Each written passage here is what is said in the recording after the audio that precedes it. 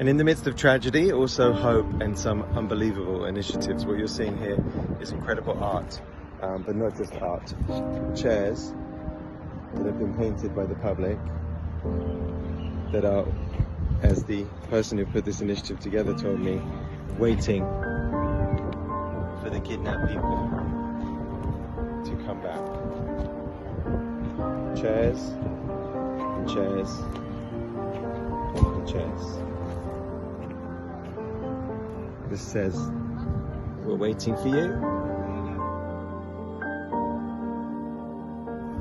Just so you know you're all represented, there's a Stand With Us chair right there.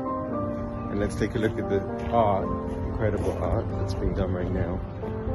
The people who want to remember those we've lost and those who are missing.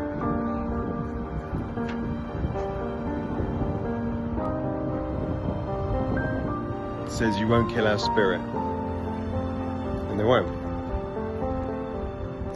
Let's hope that this week brings our brothers and sisters home as soon as possible.